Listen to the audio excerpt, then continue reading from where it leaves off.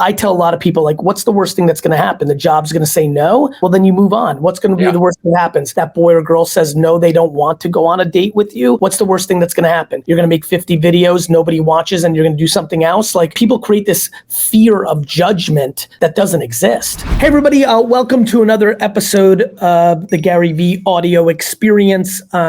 Been really trying to be selective and creative with our guests. I think we've got a really good one for you today.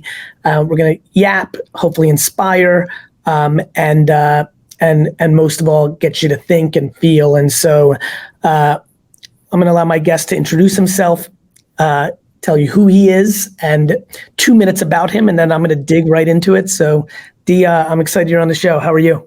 Hey, Gary, I'm great, man. Thanks for having me on, man. It's truly an honor to get to meet you. I'm sure you hear that a lot, but you're a trailblazer. And look, man, Gary, Damon West here, man. And I'm telling you, I got out of prison about 7.5 years ago. And since then, I've been out there sharing my message, the story of the coffee bean, which we're going to talk about today.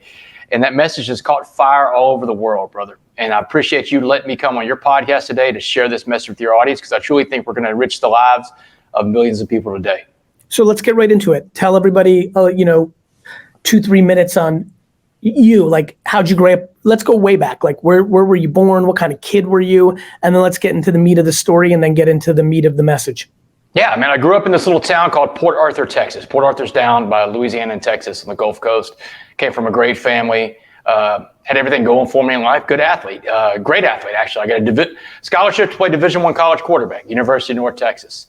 Got injured in college and went off to work in different jobs, like worked in Congress, worked for a guy running for president, worked on Wall Street. It was there at that job as a broker in 2004 that I was introduced to meth for the first time. And it took about 18 months from the introduction of meth into my system to lose it all, to give it all away, Gary, because that's what addicts do. We give things away, man. I gave up my job, my home, my car, my savings account, my family, my tethering to God. And I went from working on Wall Street to living on the streets of Dallas, Gary. And that's when I became a criminal. I was a meth addict, and I was the ringleader of a bunch of other meth addicts breaking into people's homes. And that is a good place for us to launch and start this story today. Actually, before we do that, brother, because I think, the modern technology allows people, obviously that's a very intriguing starting point. I think a lot of people can pause their podcast, Google your name, and probably see you talk about that part. I actually, especially knowing this audience, actually want to double click into something that just caught my attention. Go. Talk to me about, when did you think that you were going to be, or when did you realize that you were a very talented athlete? And did you at any point think you were going to be a professional athlete?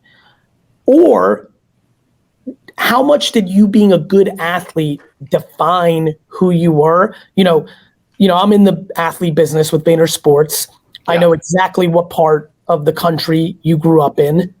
That Friday Night Lights was a very successful sitcom. So I think a lot of people listening, even if not in the sports business, can probably have a good sense of what being the star quarterback of a high school team in that part of the country means. I get the luxury of seeing you right now. I know a lot of people are listening. Some will watch videos, but I can see you. So I can tell that you were clearly also a handsome star quarterback as a senior in high school. I want to go into identifying as something at a young age and how big of a vulnerability that could be. So I just yapped a lot. Let's break this down. When did you realize you were good at sports? Gary, great questions, and you're getting right to the heart of it. When I first realized I was really good at sports, I was about 11 or 12 years old. God blessed me with a cannon for a right arm. and you hit the nail on the head, man. This is Texas, man. Yeah. Friday Night Lights, Texas high school football, that stuff is a religion down here where I live, man. And I was the man. I was a 3-year starting quarterback for a 5A school, biggest division there was, blue chip. Back then, blue chip was like the real big thing to me. It was like they have the star system now. Yeah, of course. But so being a quarterback was everything to me. It's how I identified in life. And because I was such a good athlete, I got away with a lot of things in life, Gary. Yeah. A lot of the rules didn't apply. Sorry. Yeah. A lot of the rules didn't apply to me, Gary. I was able to skate by with things. My behavior never really got checked, and I'm not blaming anybody for that. But that's just you're not blaming the school. You're not blaming your parents. No, absolutely not. The coaches, nobody. But you know what? In hindsight, being the byproduct of that, let's just jump, because I want to make this very valuable. for the parents that are listening at home right now, who either have a straight A student and that's their religion, who have a great, everyone, the Alcaraz match just happened, so tennis is on a lot of people's mind, have a great tennis player and that's their religion, football, whatever it is, how much do you now realize that creating boundaries is obnoxiously healthy? Oh, it's incredibly healthy. And here's what I realized about that now, and I didn't pick up on this when I was a late teenager or in my 20s. Well, because you were the beneficiary of it. At the time, you were pumped that you could skip class or you could drink with your buddies or whatever the fuck you're about to say. But now you understand, like, nobody holding you accountable led to you subconsciously and then consciously realizing you could get away with shit. Oh yeah, and it's Gary, even more than just cutting class. I got pulled over drunk. I got all kinds of things happen to me that would have put somebody in the criminal justice system long before I went in there when I was 33 years old, man. But because I was the quarterback, because I could throw a football, my identity, Gary, was wrapped up in being a college football player. And the danger about this, and I'm talking to all the parents and even young people out there, is that when you attach your identity into something external, something you can attach to, you're setting yourself up for an enormous failure, Gary. You know this, man. You can't attach yourself to a job, your athletic ability, the car you drive. You were so kind to me before we got on camera and then immediately repeated it. Like, when I tell you that I have no feelings towards my professional success, you'd be baffled. I'm on the other side of the fence on this. I don't give a shit that I'm GaryVee. I don't give a shit that I'm good at making money as an entrepreneur. I think none of that means anything, and no one should treat me in any shape or form different because I have a lot of followers or I'm good at making money or I say nice things. I just know and have known since I was 10. This is why I was a bad student. I was a bad student because I didn't feel attached to needing to get A's and B's. I love that you're going down this path. This is why I'm double clicking on this. Like, I know that you're about to say a bunch of great shit, but I also assume, because you've had a lot of success, that we can see a lot of that shit on the internet. Because, like, it's the same with me. You can see my core principles out there every day. What we're talking about, you and I right now, is actually going to change the course of 5 or 6 people's lives out of the 100,000s that are listening right now or over the course of the next couple of years. Because it's those early days of attaching to something. It's not just a star quarterback. This is why I'm so scared of school. Being an Ivy League student, those kids are failing left and right every day as well in their 20s and 30s because all they wanted to be was a straight A student, go to Ivy League, and then you're 22 and now what? Yeah, absolutely. And you're wise, Gary, in your life to not attach yourself to anything that's going on in the world that you've created with your successes because, man, that's not what it's about. Look, Gary, I have this healthy perspective now on what a bad day looks like. And I think that we all have perspective of what a bad day looks like. But when we're wrapped up in this world where we don't even live in a reality, when we're attached to this fake identity that could be coming from social media, it could be coming from the sports we play. And look, I speak to college football teams all over America. I've met a lot of your players, man. You've got some great guys that you represent. And I think that the danger of that is that when you attach yourself to something external, you set yourself up for an enormous failure. In my life today, Gary, every day that I wake up and my feet don't hit the cold concrete floor of a prison cell, I'm winning. I'm going to have a good day. And it doesn't matter if I'm out there speaking on some stage or writing books or doing whatever. I'm out there making a positive impact. But I didn't understand that, Gary, when I was in the middle of it, man. And when I'm going through this living in Texas, everything is available to me that I want to do. But on September 21st, 1996, Gary, the entire world changed for me. I call this a fork in the road in life. And life's about these fork in the road days, these very pivotal days where you get knocked down, you get back up, you dust yourself off, but you're going to make a decision at the fork in the road. You're either going to make the right choice and go the right way or the wrong choice and go down the wrong direction.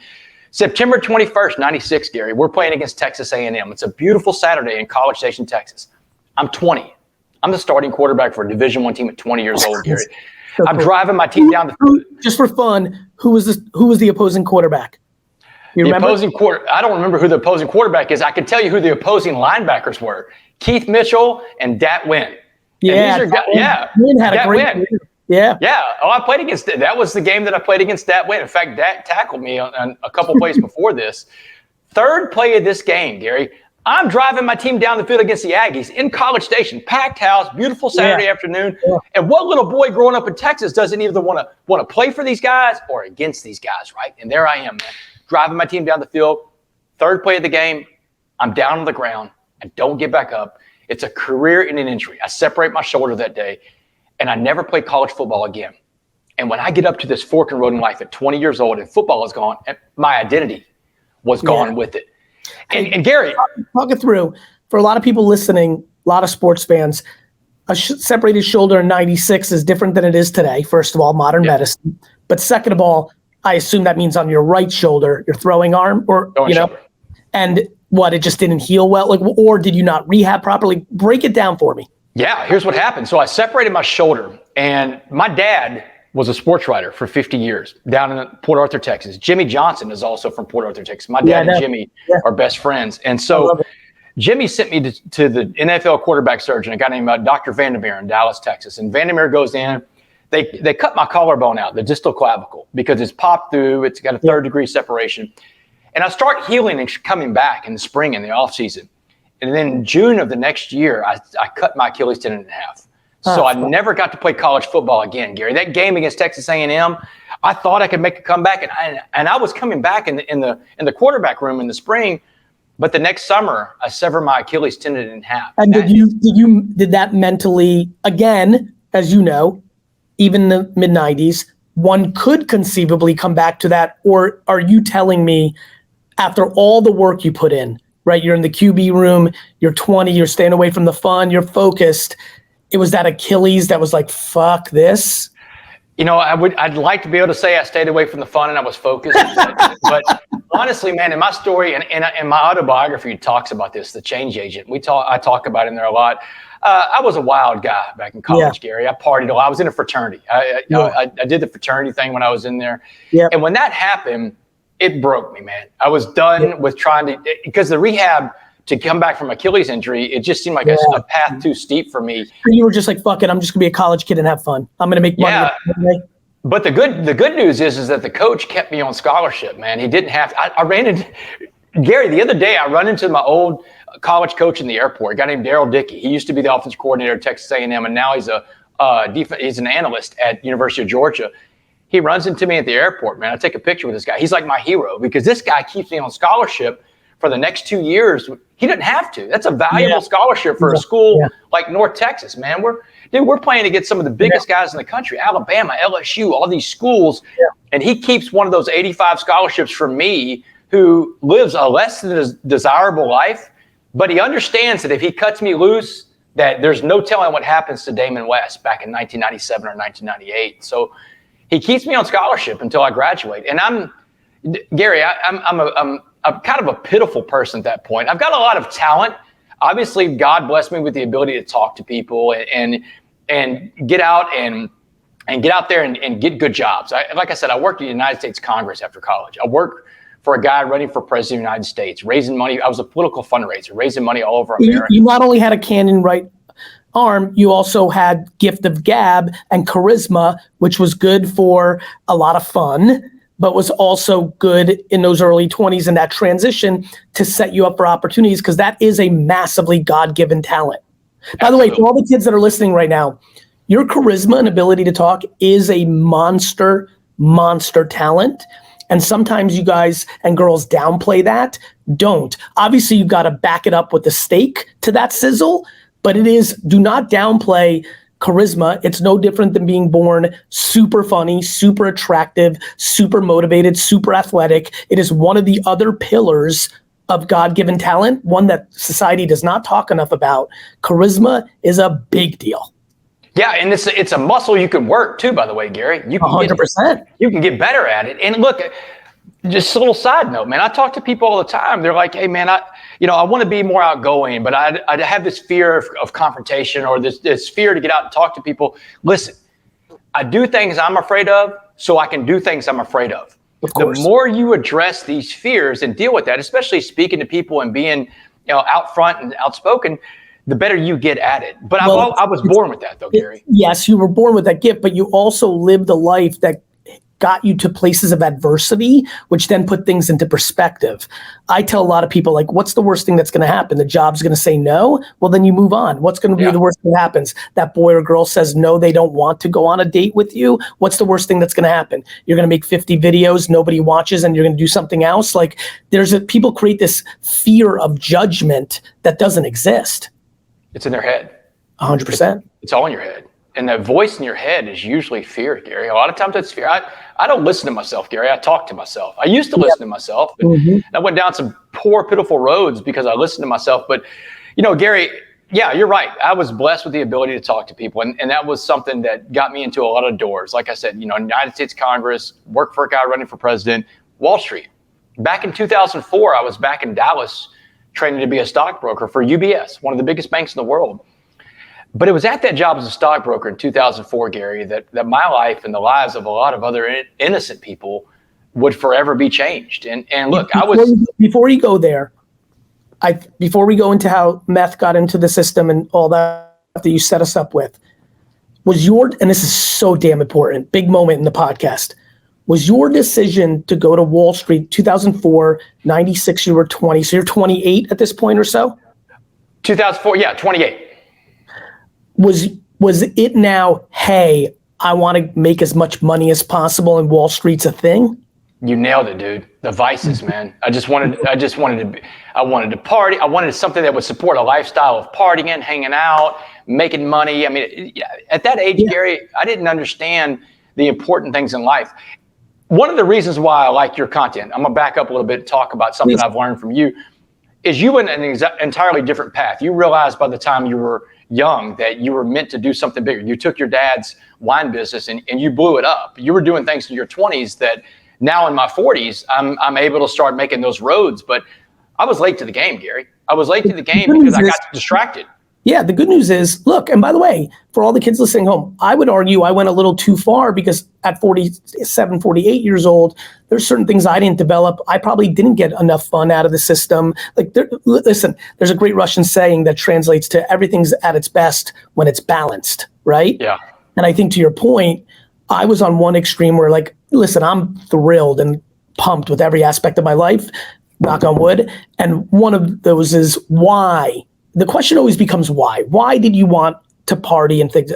I always think, like, first of all, I think that's incredibly normal. I think anybody of the age of 15 to 30 has some percentage of them, some is 10%, some is 100% that wants to hook up, that wants to party, that wants to be popular. Like that's normal human behavior. But when you start going through the path, unfortunately, too many people want to do it because they don't have self-confidence and they don't love themselves. And they need that drug of others liking them and all those vices. And then for me, I think I went a little bit too far. Like, I'm proud to say this, and I think people that go to VCon or really know me, like, I think I love my parents, like, probably a little bit too much, right? And so for me, I was obsessed with, I had a sense that I had a talent as well, and I was gonna milk that in my 20s to do big for my parents, because I always was very grateful that they raised me well and took me out of the Soviet Union to America. And I've been always grateful. And so that's kind of how my story played out. But I think the balance of the two, as people are listening, I don't want them to overcorrect into my direction, because I think, it would have been okay in my 20s to go on a vacation for a week. Like, that would have been okay. Everything would have been still fine. And I think to your point, like, you can have fun, but you can grow up. The best part is 40s is still young. I'm pumped that you have your whole life in front of you. All of a sudden, when you're 80, that window of 15 to 28 or to 35 or whatever window you're about to explain us, that's going to be a small blimp. Right now, it's still a big percentage of your life. This is what I want. I want people to get excited in their 30s, 40s, 50s, and 60s to realize when you're 90, 15 years was a small blip. You're on that path now. Absolutely. And it's never too late. It's never too late to turn around. I was listening to one of your podcasts the other day, and you were talking to the other guy you were talking to about, the stuff you're even doing now. You're looking forward to the stuff you're in 40 years from now. Bro, I'm in such a weird place. I know we're bouncing around here, but like, this is going to get you pumped, and I think this will bring value. This is why I'm jumping in. I kind of weirdly make pretend I've done nothing. Like, that's how I talk to myself. I'm Dude, like, I love it, man. I do the same thing. It's called the rookie mindset. I got a rookie mindset. Rookie mind. Like, I'm kind of like, okay, cool, but like, not really. Like, fuck it, it's all gone. Today's day one, and like, let's go fucking crush. Anyway, I want to actually hear, because this is sexy now. Like, this is fun for people that like a little, Hollywood stuff. Like, okay, cool. You're 28. I'm kind of into this story, so I want to get back to it. You're 28. You're starting to train for it. What happens? You meet the wrong guy? Is that what ends up happening? So, you've hit the nail on the head. Or were you the wrong guy? No, sometimes you hang out with the wrong crowd long enough, you become the wrong crowd, right? Yeah, you are the wrong crowd. That's going to happen soon in the story. But you nailed it in several different points, because you said, about what happened in college. I couldn't live life on life's terms, Gary.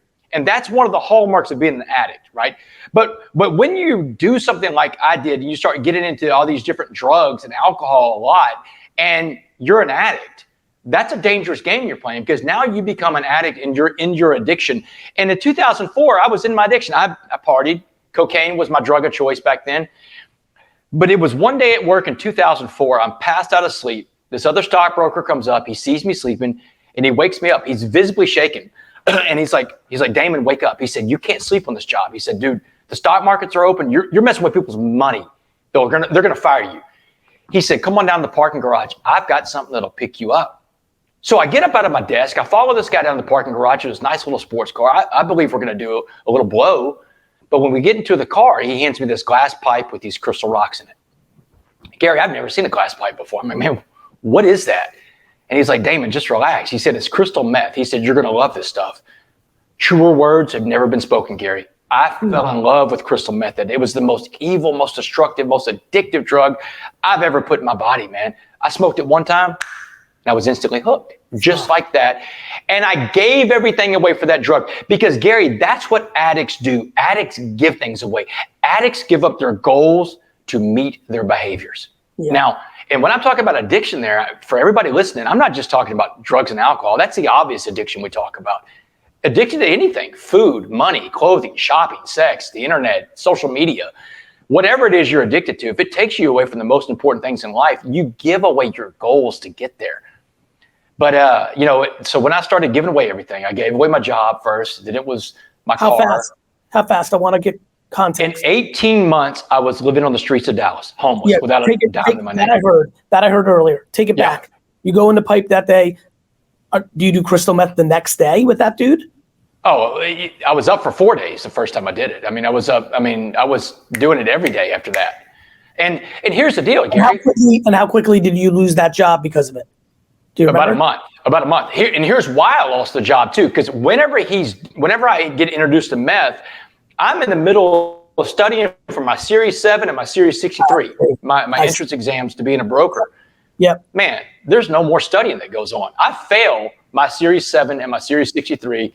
They bring me in the office, and the guy that hired me, a guy named Charlie Eldemeyer, a family friend of my dad's, he brought me in. He's like, Damon, is everything okay? I'm like, and I'm high as a kite. I'm like, yeah, man, everything's great, Charlie. He said, well, you failed your exams. He said, you're fired. He said, there's nothing I can do for you, Damon. And they walked me out of the office.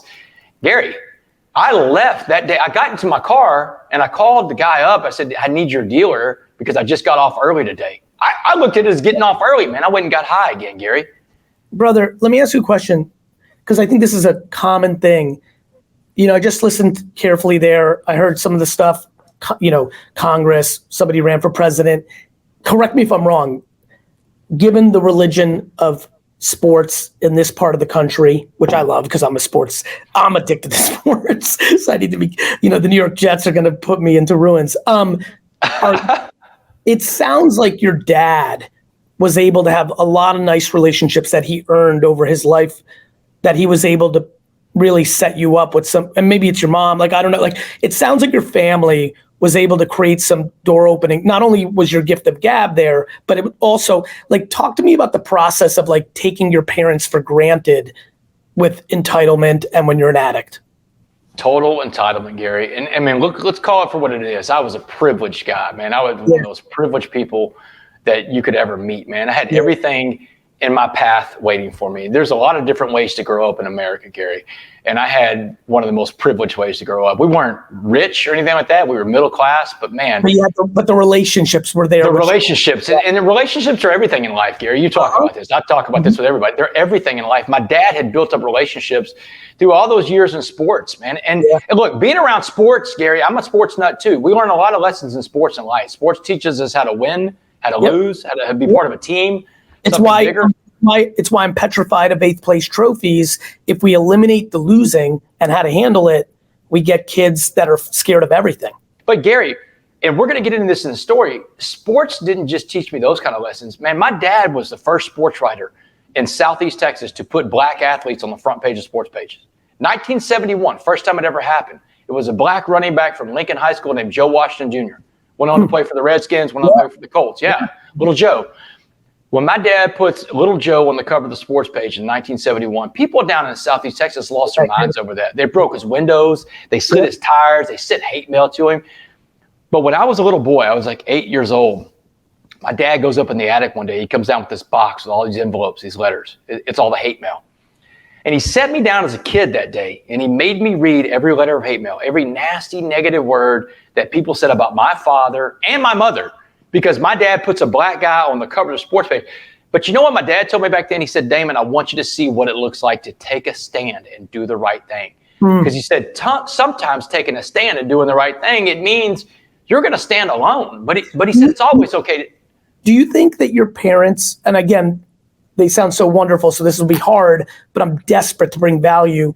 And I see this a lot. And honestly, I think it's a challenge for me. Do you think it's easier to kind of do the right things in the world than necessarily do the right things for your children because you love them so much, so you give them inches and miles that you don't give to others? Yeah, I think that people, look, Gary, I'll tell you from what I see a lot, people reach out to me a lot because I'm a very visible person now and people know that I'm in recovery. I get a lot of messages from parents whose kids are suffering from addiction issues or incarceration. And I have to tell these parents the same thing every time. Look, I'll talk to your son, your daughter. I believe that's one of the reasons why I got out of prison. I'll do that kind of service work all day long. I'll talk to anybody that reaches out to me. But I may be here to talk to you because you as the parent, you are exhibiting addictive behavior too. You've become an addict. You're addicted to fixing somebody you can't fix. And when parents become the addict because they're addicted to fixing their kid, it reminds me of my parents. My parents, they would do anything to help me out. But sometimes doing those things to help out a young person is not the best thing for them. You become an enabler in the process. And I think that's where you're going with that. My parents. That's exactly where I'm going. I fear, by the way, this is why I wrote my last book to talk about candor. I hate conflict with people I love, which bleeds into employees. And I'm an enabler. People love me, but the reality is I can enable bad behavior because if I love you, GaryVee, the public figure, is dominant because I'm just talking to the world. So I can draw those lines in the sand and I can talk about these things. But as it gets closer to, from an acquaintance to a friend, from a friend to a good friend, from a good friend to a great friend, to a best friend, to family, it gets harder for me, and I'm so empathetic that I think everyone listening right now can associate with what we're saying now, which is it's a lot harder when it hits at home, and with a child, there's nothing you love more than that. It's just the way it is. Absolutely, and it's, I think that, like I said, one of the reasons why I even got out in the first place is to be able to have these difficult conversations, because it goes back to almost what you're saying about the 8th place trophies. We are setting up an entire generation for failure when we don't allow people how to lose and learn tough lessons in life. But here's the trick. You can also lose and learn those tough lessons in life. You're a Gen X guy. I'm a Gen X guy, man. We grew up in a generation where, and it's real popular on social media right now. Everybody's tagging that and hashtagging Gen X and all that. But look, we grew up in a time where you could still lose and you still had to. You had to communicate with people back when we grew up, Gary. You didn't have phones. If you wanted to say something to somebody, you had to talk to them in your face. You had to have a little bit of human interaction. And right now, antisocial behavior is kind of like the norm of what we're going to in this country. And it needs to come back to where people are communicating with each other in person. We had the benefit of that. But I'm saying that to say this. You can have all those things going for you in life, and I certainly did. I had everything going for me in life, but you can still go down that wrong road. It's like my dad told me with those letters I was reading. He said, sometimes in life, you're going to have to take a stand. That's why I want you to read these letters. He said, it's sometimes in life, you're going to have to stand alone. But he said, it's always okay to stand alone as long as you're standing on the right side of history. So it wasn't like I was raised by people who didn't have a conscience of what was going on. My parents were in the middle of the civil rights movement in the deep South, man. They understood, they got it. And my dad, he explained sports to me at a young age. He said, Damon, before there was MLK, there was Jackie Robinson. Before you integrated lunchrooms in the American South, you integrated locker rooms. Of course. You know? He said sports has the power to bring people together like nothing else can. And that's what sports does do. It's why I've always associated with it. I think it's one of the great comps to real life, and it's why I'm passionate about it. My brother, I know we bounced around a ton, and I know that might have gotten us off track in some places. In the last 5 minutes that we have here together, what have we not touched on that you want to get to in this story, or a point that you feel will bring value to the listener? Let's go. July 30th, 2008, almost exactly 15 years from recording this episode. I'm on the couch that day. I've got my meth dealer sitting next to me, and I'm telling this, his name is Tex, my dope dealer, and I'm like, Tex, you got to get out of here, man. The cops are closing in on me. The end is near. And just about that time, the window on my right blows out and shatters, and it's a flashbang grenade, Gary. It's going across my living room floor. The thing blows up in my face, and when I came to, when I can see and hear again, there's a cop standing over me in full SWAT riot gear, man. His boot is on my chest. The barrel of assault rifle is digging in my eye socket. And he's screaming at me, don't move, don't move. And I'm like, man, don't worry, don't worry. And one of the cops came in screaming, we got him. We got the Uptown Burglar. Gary, I went from being a star college athlete to this guy known as the Uptown Burglar. They took me to Dallas County Jail that day. They processed me in. I spent the next 10 months in county jail waiting for my day in court. And on May 18th, 2009, I stood in front of a jury that sentenced me to 65 years in the Texas Department of Criminal Justice. A life sentence in prison, Gary. And right after the trial was over, my mom and my dad are talking to me, and my mom has this one last visit with me, Gary. Epic stuff, man. She's like, Damon, you can't go off and become someone we don't recognize. She said, you owe Texas the debt of 65 years. You got to go and pay that debt. You did everything they said you did, but here's the debt you got to pay to us. When you go to prison, you will not get in one of these white hate groups, one of these Aryan Brotherhood type gangs. You weren't raised to be like that. You weren't raised to be a racist. And she said, you come back as the man we raised, Damon, or don't come back at all. Gary, I'm floored, man. I don't know how I'm going to do this, but on the road, waiting for the bus to come get me. I'm 2 months. I've got to wait for the prison bus to come get me. I meet this guy in Dallas County Jail, this older black man, this Muslim guy named Mr. Jackson. And Mr. Jackson shares with me exactly how I'm going to do it. He said, imagine prison as a pot of boiling water. He said, you have 3 choices how to respond in this pot of boiling water called life. You can be like the carrot that turns soft and mushy and weak, or an egg, which becomes hard, mad, and mean. You know, the carrot goes in hard, but becomes soft. The egg goes in with a soft liquid inside. It's hard, but the heart becomes hardened. He said, or you could be like a coffee bean, because a coffee bean changes the pot of boiling water into a pot of coffee. He said the coffee bean is the only thing that will change the water because it is a change agent. And the last words this guy said to me before the prison bus is coming to pick me up, he looks at me, he says, West, be a coffee bean. And Gary, I remember how I felt when he told me that. Man, I could get that. Man, I could understand I had 3 choices in this life. And I go to prison, Gary. It's a baptism by fire. Man, the first 2 months of prison are spent fighting my butt off, man. And I end up sports again, Gary. I end up on the rec yard earning respect out there with those guys playing basketball with them. And so when the violence was finally over, the threat to my physical safety was gone, I got to work on myself. I became that coffee bean. And 7 years later, the parole board in Texas comes to visit me. And the lady from parole interviews me in 2015. She says, Mr. West, we don't see a lot of people like you come through the system. Kind of the same thing we've been talking about, Gary. She said, you had it all. Every advantage, every privilege, every opportunity. She said, you're the definition of a privileged person. She said, but you didn't just change yourself when you came to this prison. You changed the entire prison around you. She said, so I have one question for you today. She said, if you could be remembered for being anything in life, anything at all, she said, tell me what that would be in just one word, go. Hey, Gary, I breathed out and I relaxed. That's an easy question for a coffee bean. I fired her answer back at her and I was like, ma'am, useful. I just want to be useful. You know, Gary, I think everybody wants to be useful, you know? Yeah, that's right. And I told her, I said, I just want to be useful, ma'am. And I could be useful inside this prison, as you've already seen, or I could be useful in the free world again.